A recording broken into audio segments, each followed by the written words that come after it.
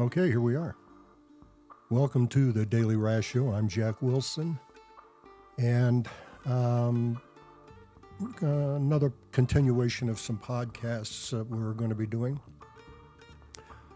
And last time I talked about it, I said we were going to go into answering some emails. We were away for a long time, like 8 months, 6 or 8 months, something like that.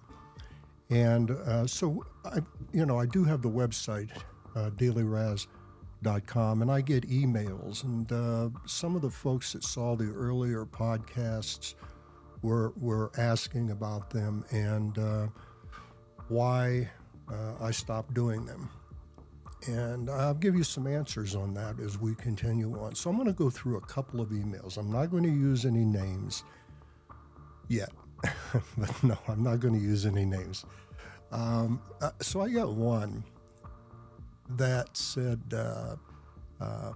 they've been thinking about doing podcasting, and why did I do it? Well, it's a good question. One of the reasons is that I have a lot of things to talk about, and I don't really care for Facebook. And the reason for that is because Facebook, you're talking to people you know, you're talking to your friends, they already know you. And I have a lot of things I want to talk about besides complain about. And Facebook was not doing it for me. So I just didn't care too much for Facebook. And podcasting came up in some conversations. And do I watch podcasts? No. Do I listen to podcasts? Honestly, no, I do not. So I really didn't have any benchmark on where to start or how to do podcasts other than just kind of came up with the ideas. Now, one thing is that, my wife was in the I guess the entertainment business. She worked for NBC and worked in NBC Burbank. So she has a background. She had a background in the media. So she helped me a lot putting together not only equipment but the studio and giving me tips. So I owe a lot of that to my wife, who later on we will meet in some later podcasts. About some of the things that she and I do, food and travel and life experiences and things like that. So anyway, as I said, I have a lot of things that I want to talk about. I have life experiences, and I'd like to share a lot of those with folks. So, and the other thing about Facebook, for those who use it, good. I know that's probably how you stay in contact and in touch with your friends and family. But, a lot of it was just complaining. Radical sometimes. I don't want to do that. I want this to kind of be an extension of my being able to pick up the phone and call my friends and say, hey, blah, blah, blah, whatever, and share life experiences and just talk. So that's the reason that I do podcasting, and there you are. So if you're thinking about doing it, go for it. Go for it. If you want to know some tips or anything on it, send me an email, and I'll give you some information that helped me get started. It took me, a couple of months of research, I guess, to figure out the right kind of equipment to still try to stay within a decent budget. So anyway, getting on from that, yes, contact me and I'll try to give you some tips. Now, also, another email that I got is, again, I'm not using names. Where did you go for so long? Well, I just answered that. We've been very busy, and I spent 6 or 8 months watching the events from January all the way up to now unfold. And it wasn't unexpected, these things that are happening. They weren't unexpected, except for the speed that these things happen. I didn't expect everything to happen so quickly. And then, the other part of that question was, are they going to be doing podcasting and blogs more often? Yes. I do write on dailyraz.com, and now that I have a lot of free time now from the things that I was doing in business. I'm going to be writing more frequently on dailyraz.com, more blogs, and yes, doing more podcasting. But a lot of it's going to depend on the events. I'd like to do several a week, but it's going to depend a lot on the events that are happening. And there you go on that. Now, someone else then asked, do I have a candidate that I'm going to get behind? I don't think it's any secret that I typically vote Democrat. However, I think I said before, I did vote Republican years ago, but I do typically vote Democrat now. And do I have a candidate that I'm going to get behind? Yes and no. I'm going to get behind the strongest candidate. However, no one is really stepping up right now, other than Newsom has been kind of out there in the wings, but he will not commit. He has said he will not commit until the midterms. And, I agree with that. I mean, I don't think he should be getting in there too early. Right now, wait and see what the Republicans do, and see if they can totally fuck things up anymore, and see what they do. And so I agree that he's going to wait till the midterms, and he's also working on getting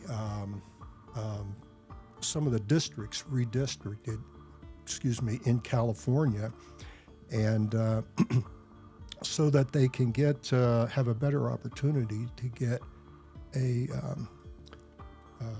Democratic House and a Democratic Senate. That's really where the power is. And if they do, and he has actually said it, and if they do it, that's going to really take this power that Trump has been given, that makes him seem like an autocrat and an authoritarian, when in fact it's the Senate and the Congress that are giving him that power. But if these swing and go Democrat in both House and Senate, he's just SOL. So I think that's really where Newsom's focus is right now, where he really wants to focus on that. And look, if someone else stronger steps up, I will support him or her. I don't see a her on the horizon, and I've said it once, I'm probably going to say it again. If Kamala Harris is smart, she will step aside. She lost once, and most of it was because she had the baggage of Biden's policies. Biden was a weak man. He was a nice guy, but a weak man. Well, she has the baggage of having supported his policies. How is she going to get rid of that now? So she needs to move off, stay on the sidelines, and find someone that's who is going to be the stronger candidate and support them. So I will not support Kamala Harris. I can't believe she would be nominated. But from now to then, I will not support Kamala Harris because I consider her to be weak, just as I consider Schumer and Jeffries to be weak. These are these are the leaders of the Democratic Party in the House and Senate, and to me, they're just weak sisters. So we need somebody else. We need a strong leader. Moving on from that. So, another email that I got was back in the beginning. Were we going to do shows on food and travel and this and that? And I just said that a little bit earlier because I mentioned my wife and I are going to probably do some. And the answer to that is yes. We have a lineup to do some travel shows. As a matter of fact, my wife just came back from, I should say Carol, but Carol is my wife. She just came back from South America, and she spent a couple of weeks in Santiago, Chile, and that should be an interesting conversation. We've talked a little bit about it, and it's different. It's very different. So yes, we're going to do some shows on our travels, some of the travels we have done, and also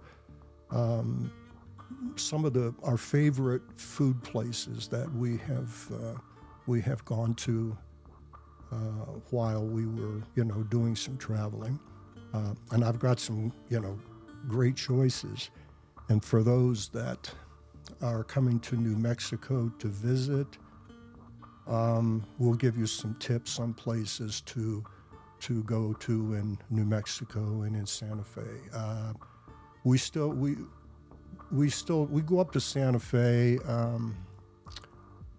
infrequently. We don't go up as much as we used to, but we do have favorite places that we like to go up to. As a matter of fact, we were just talking recently about where we're going to do Thanksgiving dinner, and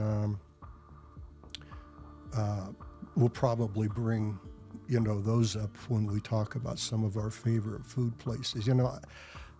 Albuquerque, they're just not known for foodies, I guess, really great places to eat. But we have a couple, and we will probably, share some of that with you. And then also, we have some guests that we're going to bring on that are out of the country. I have one coming up in, I think, about a week. Someone that I know that lives in Panama. His name is George, and we'll talk to George probably remotely in about a week. I think we've got the show scheduled. Depends on his time frame and when he is available.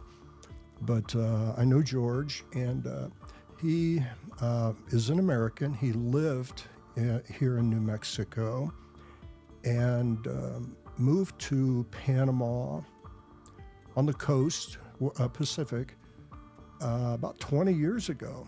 And he comes up here. Comes up in the summers to do things in the summer with his family and that, and goes back to Panama. And he has a house there with, I think, 2 or 3 casitas that he rents out, and they're very reasonable. So we'll talk to him about that, and when we get him on, and we'll do it remotely. And I think we'll be able to.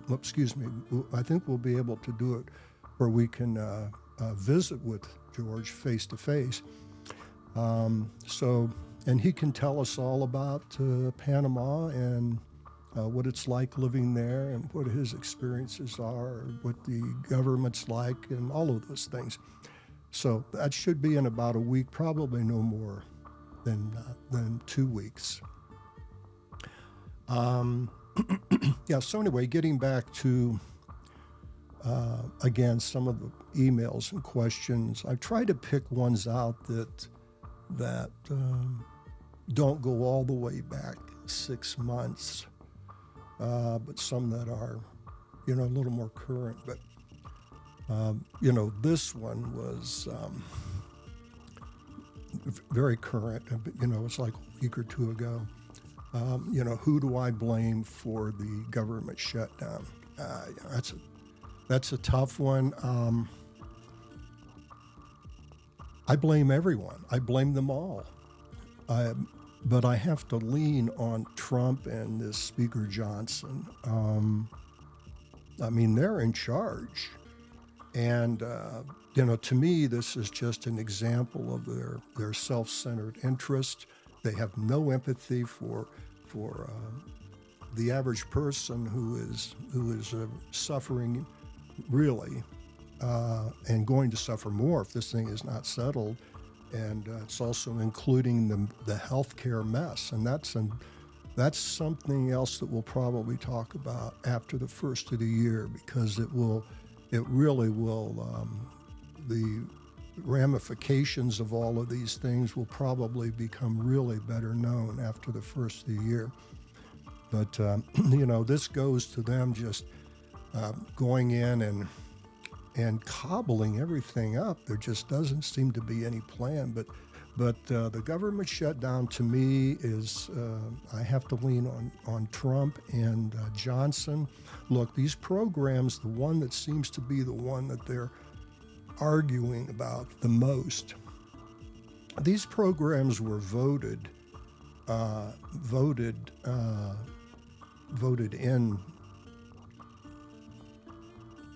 I don't know, last year or whatever, when they voted them in. So they were approved.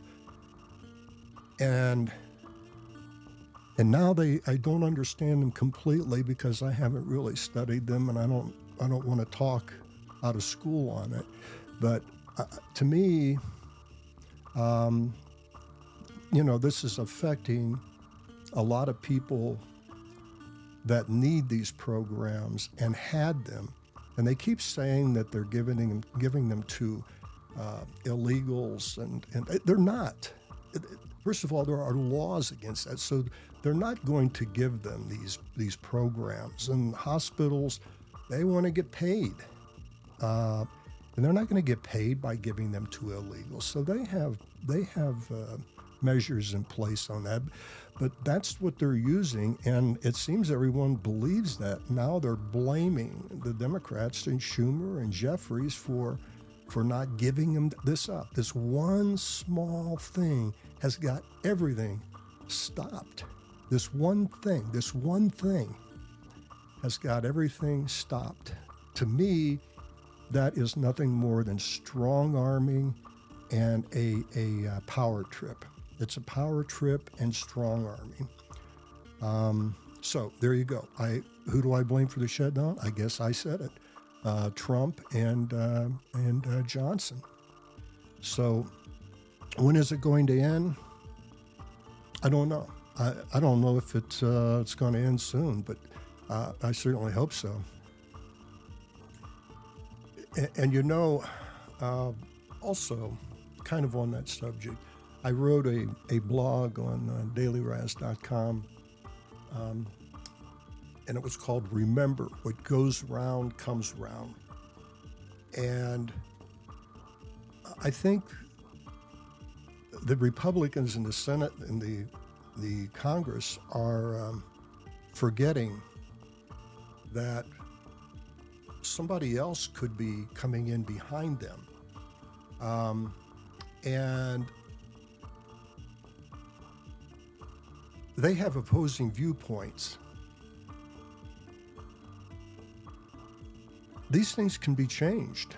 Most of these things that were done on executive actions, and those can be undone real quick. So all of these programs that they're putting in place and making things hard on people are not necessarily going to last forever. Hopefully they don't. So I kind of made a remark in one of the blogs that whoever comes in behind Trump, if it's the other party, that this person will be the undoer in chief, busy writing executive orders to undo all of the things that this guy took so much pride in doing. Does anybody see the calamity in all this and how ridiculous it all is? The money wasted, the time wasted, versus just sitting down and talking conflict through. Nothing lasts forever. Nothing lasts forever. What goes around comes around. So, get ready for that. So I'm getting ready this week to do some more podcasts. So this will not be a long one, but I wanted to get to the email issues on that, and I'm going to work on the outline for some of the new podcasts. Now, coming up, I will probably cover some more of the current events. In particular, the Dodgers.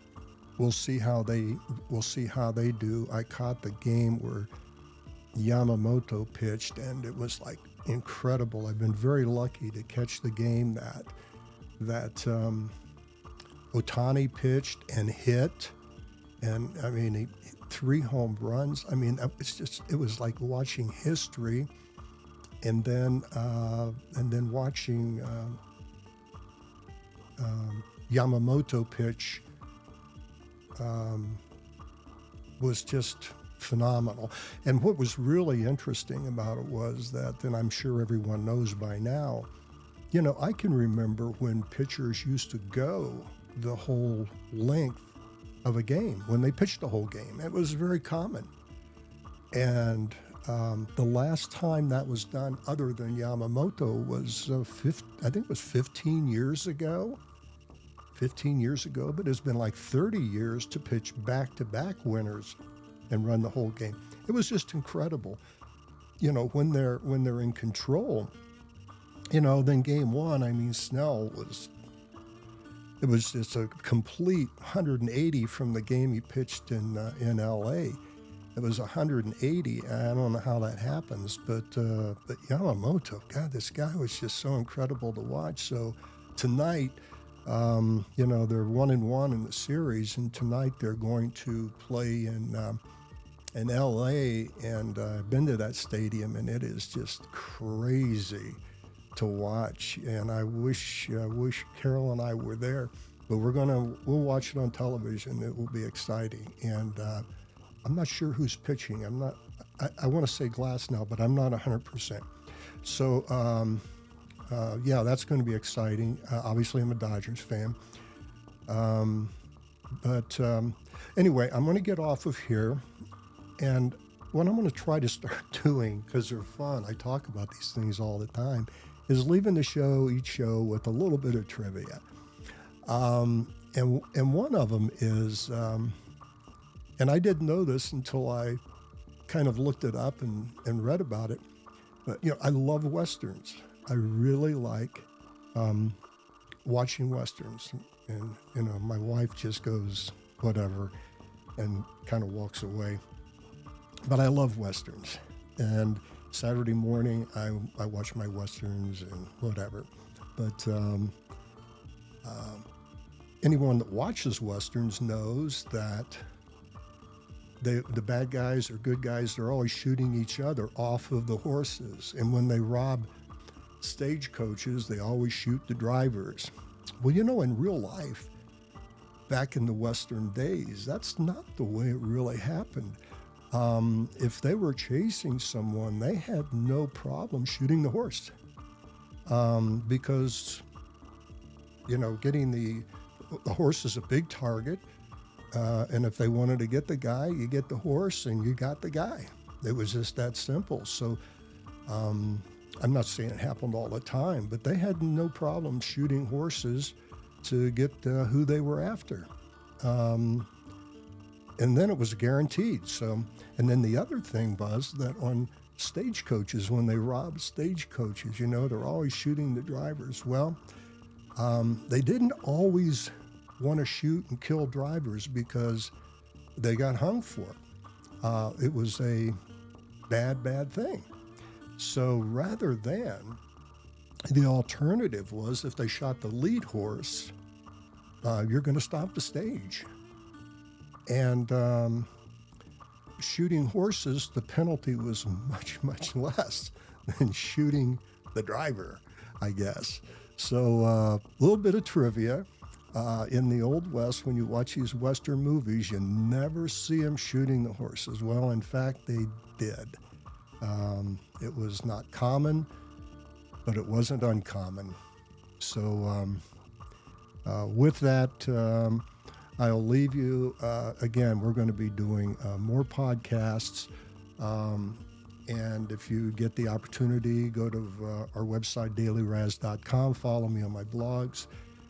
If you like to subscribe to the channel here, you'll get updates whenever we do podcasts. And they're going to be pretty frequent,